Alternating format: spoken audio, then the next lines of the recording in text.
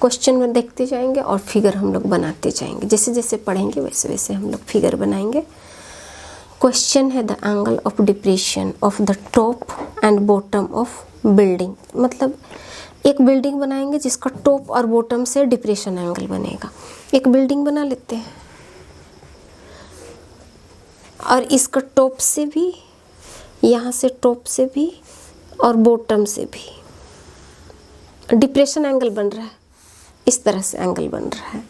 अब बोल रहा है कि वो जिसका जो बिल्डिंग है उसका हाइट 8 मीटर फ्रॉम 8 मीटर है, यहाँ से लिख देते हैं 8 मीटर लॉन्ग है, from the top of a multi stored. ये जो डिप्रेशन एंगल बन रहा है वो टॉप से, मल्टी स्टोर्ड बिल्डिंग का टॉप से, मतलब एक बिल्डिंग है जो मल्टी स्टोर्ड है, ये मल्टी स्टोर्ड बिल्डिंग है और उससे 30 डिग्री का डिप्रेशन एंगल बन रहा है। डिप्रेशन एंगल क्या को बोलते हैं उसको सबसे पहले समझना होगा।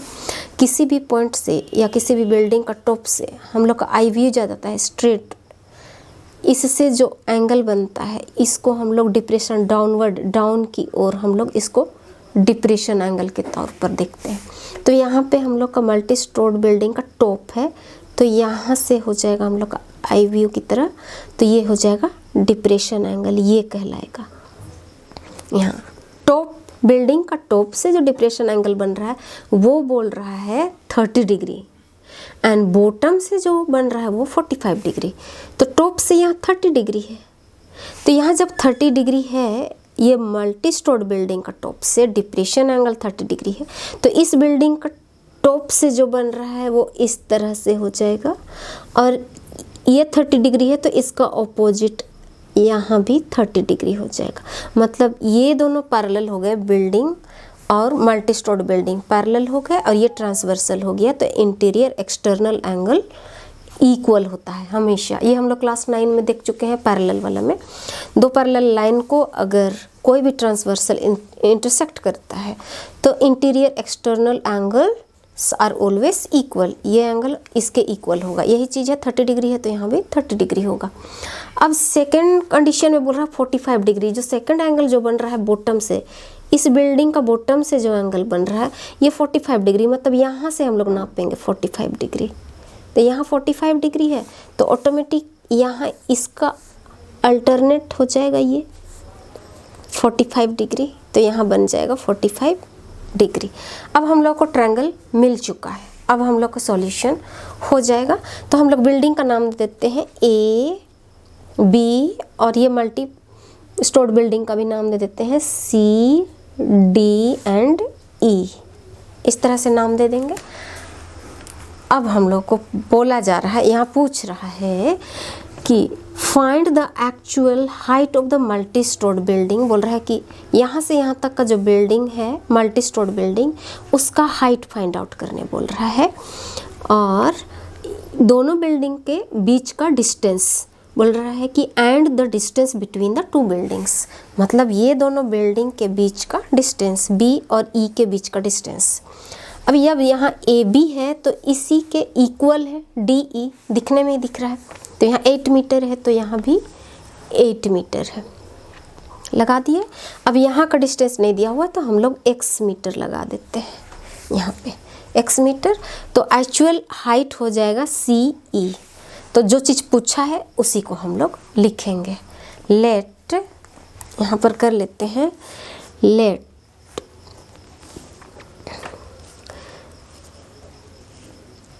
CE is the height of multi-stored building, हो जाएगा multi-stored और building BUILDING, multi stored building. यहाँ सी और ई, सी ई में हम लोग क्या देख रहे हैं, D E plus C D, ये हो जाएगा। तो सी ई इक्वल टू, यहाँ से भी प्लस करते हैं, यहाँ से भी, कहीं से भी ऊपर से चाहे नीचे से मेंशन करेंगे, डी ई यहाँ से यहाँ तक D E plus C D, तो ये हो जाएगा डी ई हो गया 8 मीटर और सी डी हो गया x मीटर, तो यहाँ पर 8 + x मीटर, ये हो जाएगा सी ई। ये हो गया।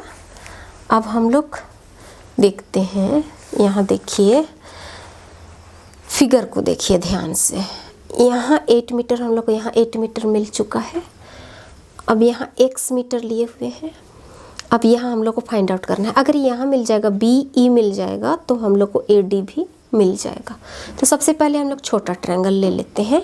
ये राइट ट्रायंगल है, 90 डिग्री है, सामने हाइपोटेनियस है। तो यहाँ ध्यान देना है, जो मिला हुआ है और जो ढूंढना है उससे रिलेशन देंगे। तो यहाँ पे हम लोग का tan हो जाएगा P/B, तो हो जाएगा हम लोग का इन राइट ट्रायंगल, छोटा वाला ट्रायंगल को लेंगे, इन राइट ट्रायंगल ACD, इसमें हम लोग tan का रिलेशन लेंगे और यहाँ 30 डिग्री है इसीलिए 30 डिग्री लिखेंगे। ये हो जाएगा tan 30 डिग्री इक्वल टू, इसका वैल्यू होता है 1/√3, आप लोग को बाय हार्ट करना पड़ेगा, 1/√3। तो tan का होता है P/B, यहाँ पे P है, राइट ट्रायंगल में यहाँ PCD है, इसीलिए हम लोग CD डिवाइडेड बाय B हो जाएगा AD, तो लिख देंगे AD इक्वल टू 1/√3। अब CD का वैल्यू हम लोग x लिए हैं, इसीलिए हम लोग यहाँ लिख देंगे CD इक्वल टू, CD का प्लेस में रख देंगे x divided by AD equal to 1/√3। अब ये क्रॉस मल्टीप्लाई होगा, यहाँ हो जाएगा AD बन जा AD, यहाँ AD को 1 से मल्टीप्लाई कर रहे हैं, AD लिखेंगे और x को √3 से मल्टीप्लाई करेंगे तो √3x। ये हो जाएगा हम लोग का इक्वेशन 1। ये इक्वेशन 1 हो गया, ये हो गया। अब हम लोग चलेंगे, अब दूसरा ट्रायंगल में जाएंगे। यहाँ देखते हैं, अब दूसरा ट्रायंगल ये बड़ा वाला ट्रायंगल है, ये बड़ा वाला ट्रायंगल हो जाएगा BCE बोलेंगे या BEC, ये भी राइट ट्रायंगल है। अब इसको भी लिखेंगे नाउ इन राइट ट्रायंगल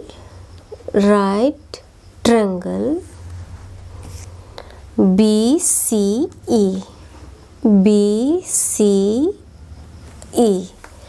इसमें देखेंगे।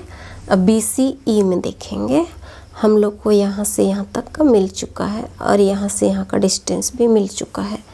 यहाँ का हो गया 8 + x, CE मिला हुआ है, हम लोग लिखे हुए हैं यहाँ पर 8 + x, यहाँ पर हम लोग के पास है CE, तो हम लोग लिखेंगे अभी 45 डिग्री लेंगे tan का, कहे कि अभी भी रिलेशन P/B में ले रहे हैं। P/B एक दिया हुआ रहेगा और एक ढूंढना है, उसी से रिलेशन करेंगे, इसीलिए हम लोग ले लेंगे tan 45 degree equal to, tan 45 degree का वैल्यू होता है 1। अब tan होता है P/B, तो यहाँ बड़ा वाला ट्रायंगल में P हो जाएगा CE, तो हो जाएगा CE और B हो जाएगा BE।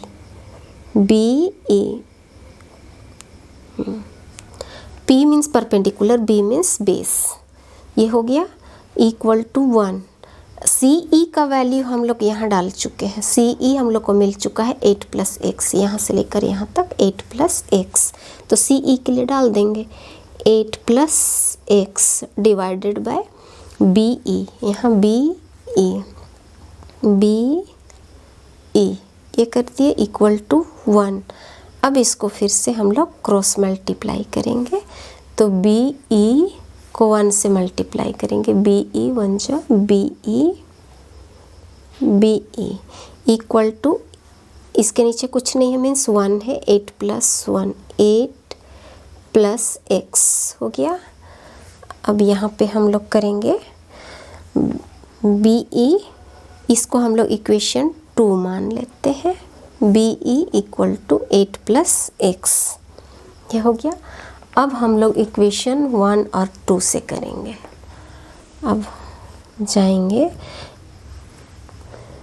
From equation 1 and 2 we get, इसको लिखेंगे फ्रॉम इक्वेशन 1, ये वाला equation 1 and equation 2 and equation 2 we get, हम लोग को क्या क्या प्राप्त होता है इक्वेशन 1 और 2 से।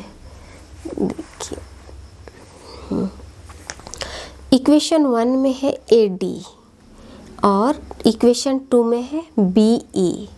तो हम लोग लिख चुके थे ए डी और बी ई में क्या रिलेशन है, तो हम लोग लिखे थे ए डी और बी ई एक ही रहेगा। हम लोग यहाँ फिगर में देख चुके हैं ए डी और बी ई दोनों इक्वल है, तो इसीलिए हम लोग डालेंगे बी ई। ए डी का जो वैल्यू है उसी वैल्यू को बी ई में पुट करेंगे। सिंस हम लोग यहाँ लिख लेते हैं, since A D is equal to B E, इसीलिए जहाँ बी ई है वहाँ पर ए डी का वैल्यू को पुट कर देंगे। तो यहाँ हो जाएगा ए डी का वैल्यू पुट कर देंगे बी ई में। तो इक्वेशन 2 क्या है, B E is equal to 8 plus X. तो बी ई के स्थान में ए डी पुट कर देंगे, ये वाला ए डी को पुट कर देंगे।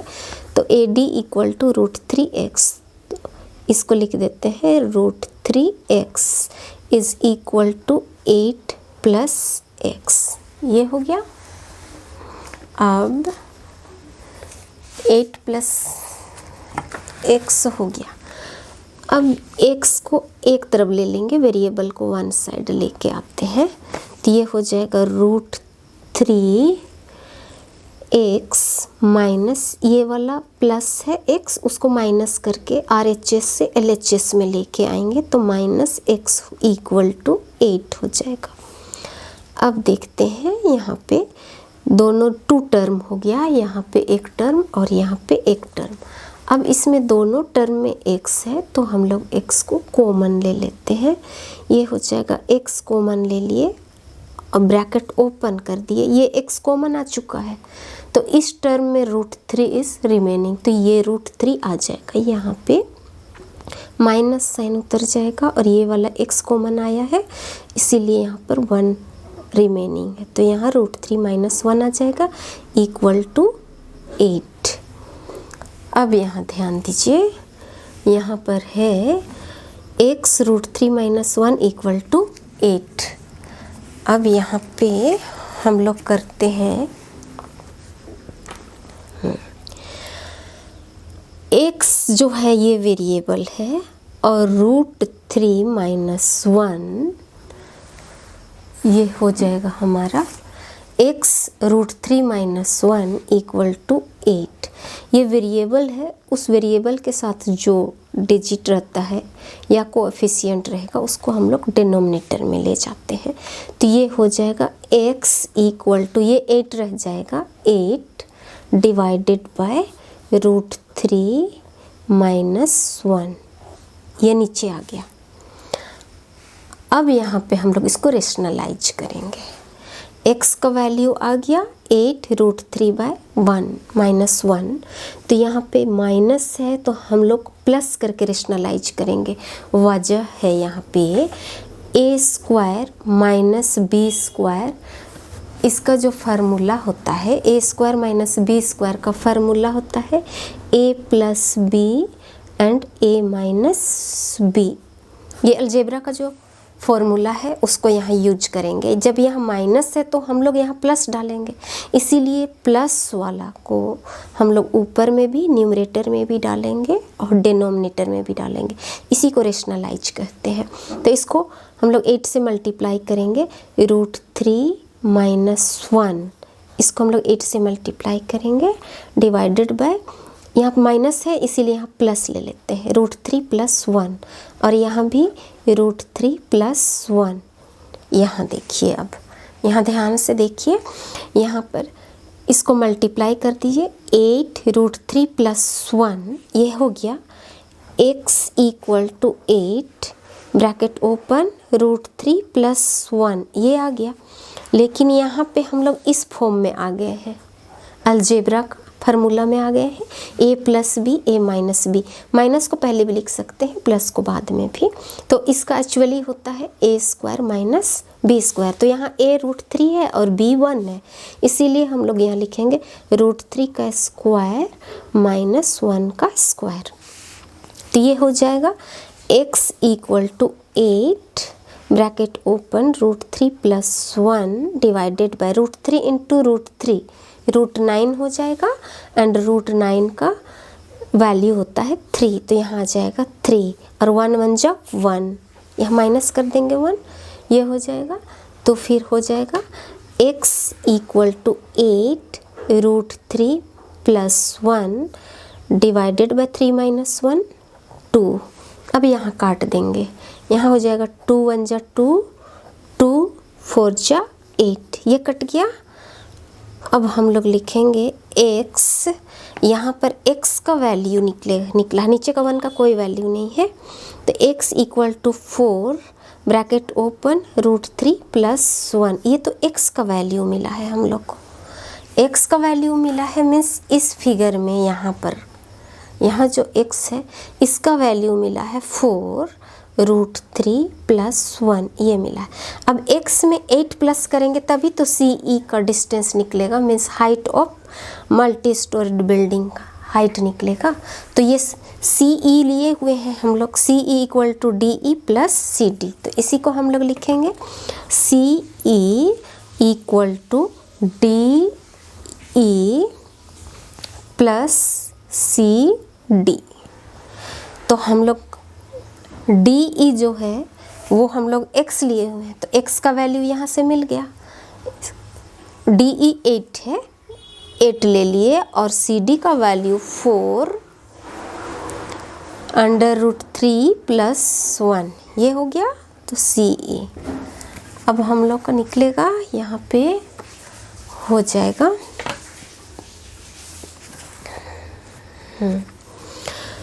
8, यहाँ कॉमन लेंगे, CE = यहाँ पे यहाँ एक टर्म हो गया पूरा और ये एक टर्म हो गया, तो इसका 4 को हम लोग कॉमन ले सकते हैं, तो ये कॉमन निकाल लिए, 4 को कॉमन निकाल दिए, और फिर यहाँ अगर 4 कॉमन निकला है तो 2 से मल्टीप्लाई करेंगे, 4 2 जा 8, ये टर्म का आ रहा है, यहाँ का 4 और यहाँ का 4, ये 2 टर्म बन गया है। 8 लिए हैं DE के लिए और 4 √3 + 1 लिए हैं CD के लिए, यहाँ 2 टर्म बन गया है। दोनों टर्म से हम लोग देखेंगे किस चीज़ को कॉमन निकाल सकते हैं, तो यहाँ दिखने में दिख रहा है कि 8 से हम लोग 4 निकाल सकते हैं, क्योंकि दूसरा टर्म में 4 ऑलरेडी है, तो 4 को हम लोग कॉमन ले लिए, तो यहाँ बच गया 2, मीन्स 4 2 जा 8, यहाँ पर आ गया प्लस साइन, ये 4 ऑलरेडी आ चुका है, तो इस टर्म के लिए बच गया √3 + 1, ये बच गया। अब हम लोग का ब्रैकेट क्लोज हो जाएगा, तो ये है 4 कॉमन ले लिए हैं, 4 कॉमन लिया हुआ है। अब यहाँ पर देखते हैं, इस ब्रैकेट को ओपन करेंगे तो 2 के सामने प्लस है और 1 के सामने प्लस है, तो दोनों को प्लस कर देते हैं, डिजिट को, 2 + 1 3 + √3, ये हो जाएगा आंसर। CE = 4 कॉमन लिए हैं, फिर 3 + √3, ये हो गया ब्रैकेट में दिस मच मीटर। CE हम लोग पहले ही मान चुके थे, let CE is the height of multi storeyed building, हम लोग मान चुके थे, तो CE फाइंड हो चुका है। यहाँ लिखेंगे therefore the height of multi-stored building, the height of the multi store building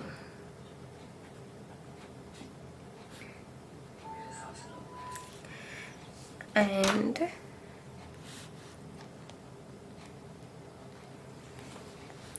the distance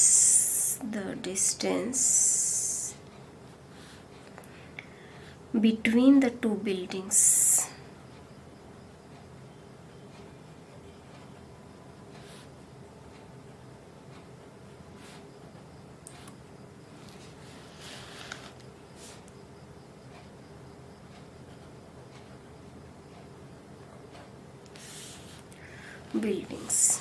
equal to 4 bracket open 3 plus √3 metre. दोनों का आंसर सेम होगा, मतलब दोनों बिल्डिंग के बीच का डिस्टेंस और मल्टी स्टोर बिल्डिंग का हाइट, दोनों आंसर सेम होगा। अब हम लोग चलते हैं अगला क्वेश्चन, एग्जाम्पल नंबर 7 में।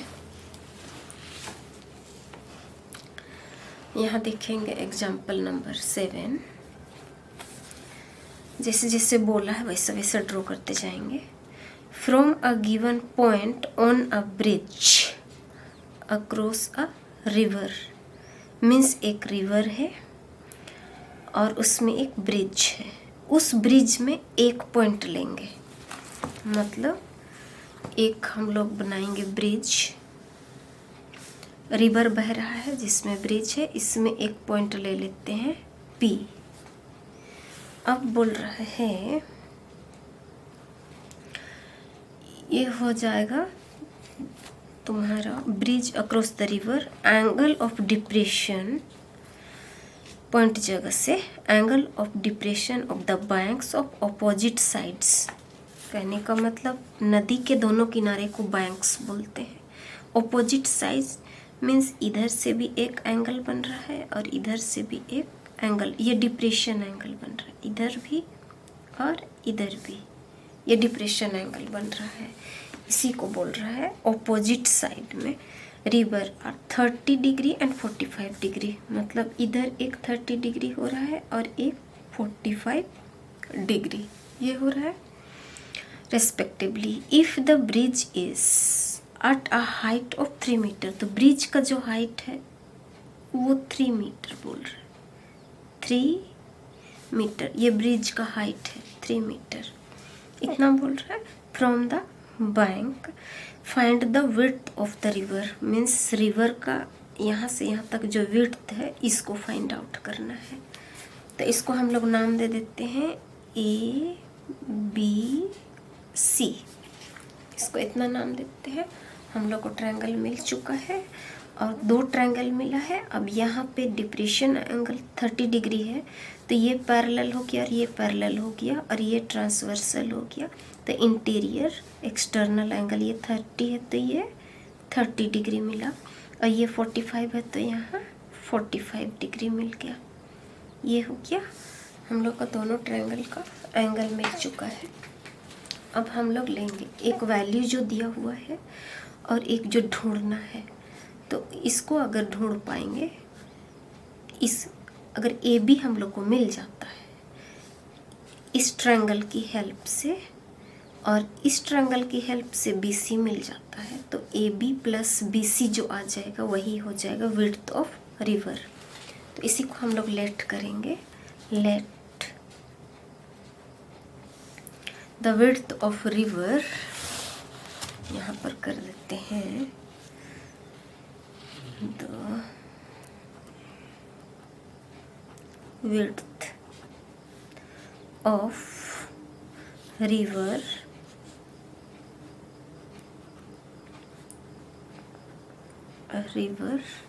इक्वल टू AC, मतलब यहाँ से यहाँ तक हम लोग करेंगे AC जो होगा वो विड्थ ऑफ रिवर हो जाएगा जो पूछा गया है, ये हो गया। और AC होगा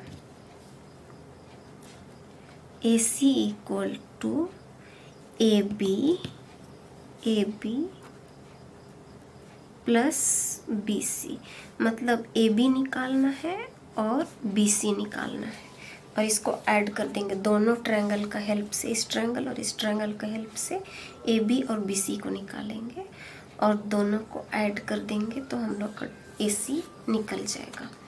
अब देखते हैं ट्रायंगल ABP में PB तो मिला हुआ है और ये AB हम लोग को फाइंड आउट करना है। तो ये 90 डिग्री है, तो ये हाइपोटेनियस है, तो ये परपेंडिकुलर होगा और ये बेस होगा। तो परपेंडिकुलर और बेस में रिलेशन tan है और यहाँ 30 डिग्री है, इसीलिए इस ट्रायंगल को लेंगे in right triangle in right triangle ABP, यहाँ लिख लेते हैं ABP।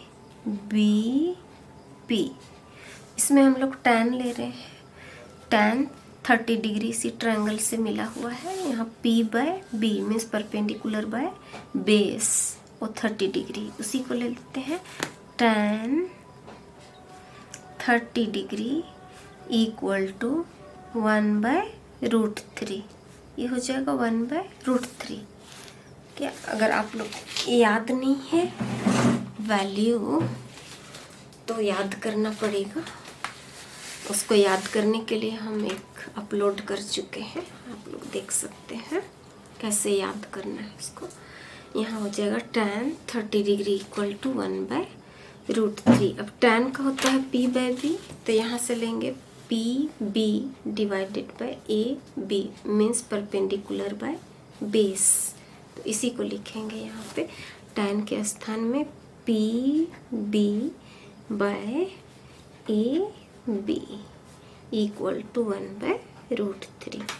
अब PB का वैल्यू 3 मीटर है, इसीलिए हम लोग PB के प्लेस में 3 मीटर डाल देते हैं। यहाँ 3/AB इज इक्वल टू 1/√3। अब ये क्रॉस मल्टीप्लाई होगा, अब यहाँ क्रॉस मल्टीप्लाई होगा तो यहाँ AB 1 जा AB हो जाएगा, तो यहाँ पर हो जाएगा AB 1 जा AB इक्वल टू 3 × √3 हो जाएगा 3√3। ये हो गया, हम लोग को AB मिल चुका है, ये AB हम लोग को मिल चुका है, यहाँ का AB प्राप्त हो गया है। अब हम लोग नेक्स्ट ट्रायंगल लेंगे। अब नेक्स्ट ट्रायंगल लेंगे तो इसमें हो जाएगा 9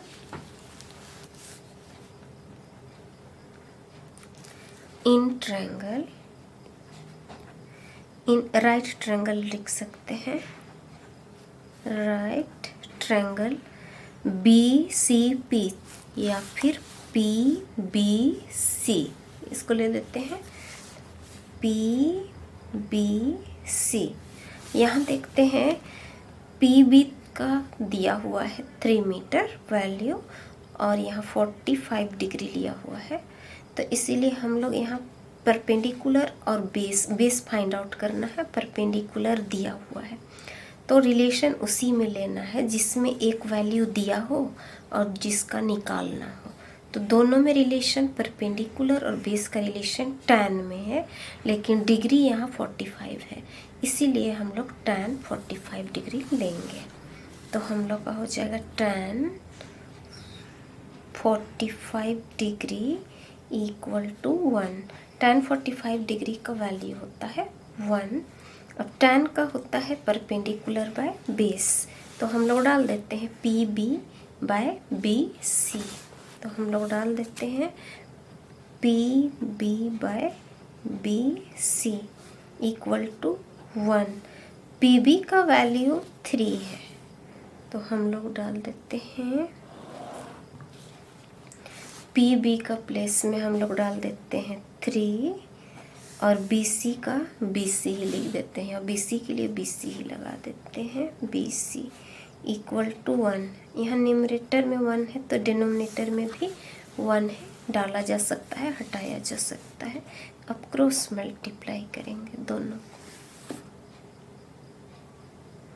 क्रॉस मल्टीप्लाई करेंगे तो हो जाएगा BC 1 जा BC इक्वल टू 3 1 जा 3,